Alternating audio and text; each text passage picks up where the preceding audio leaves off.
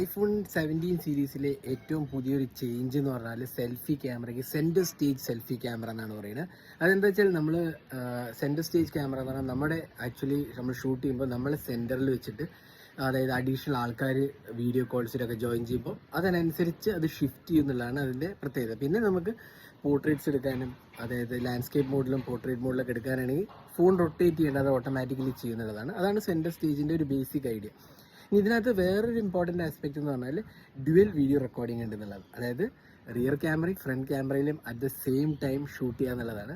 ഈ ഒരു ഫീച്ചർ എത്രത്തോളം യൂസ്ഫുൾ ആണെന്ന് എനിക്കറിയില്ല. കാരണം ഇത് ആൻഡ്രോയിഡ് ഫോൺസിൽ വരാൻ തുടങ്ങിയിട്ട് ഏതാണ്ട് ഒരു 10 വർഷത്തിലേറെയായി ആൻഡ്രോയിഡ് ഫോൺസിൽ വന്നിട്ട് ഇപ്പോഴാണ് ഐഫോണിൽ വരുന്നത്. എന്നാൽ നമുക്ക് ആ ഒരു ഫീച്ചർ എങ്ങനെയുണ്ട് നമുക്ക് നോക്കാം.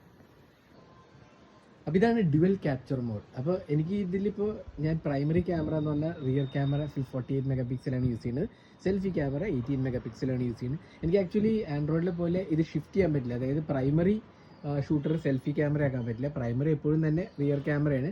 ഈ ബോക്സിൽ വരുന്നതാണ് സെൽഫി ക്യാമറ. ഇങ്ങനെ നമുക്ക് ഷൂട്ട് ചെയ്യാൻ പറ്റില്ല. അപ്പോൾ ഇതാണ് dual camera mode, dual video recording mode.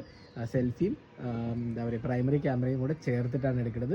നമുക്ക് ആക്ച്വലി പ്രൈമറി ക്യാമറ അൾട്രാ വൈഡിലേക്ക് മാറാം. അതേപോലെ തന്നെ നമുക്ക് 2x വരെ സൂം ചെയ്യാം. പക്ഷേ സെൽഫി ക്യാമറയിൽ നമുക്ക് ഒന്നും തന്നെ ചേഞ്ച് ചെയ്യാൻ പറ്റില്ല എന്നുള്ളതാണ് ഇതിൻ്റെ ഒരു പ്രോബ്ലം എന്നല്ല ലിമിറ്റേഷൻസ് പറയാം. അപ്പോൾ ഈ ഒരു ഫീച്ചർ എങ്ങനെയുണ്ട് നിങ്ങൾ കമൻറ്റ് സെക്ഷനിൽ പോസ്റ്റ് ചെയ്യാം.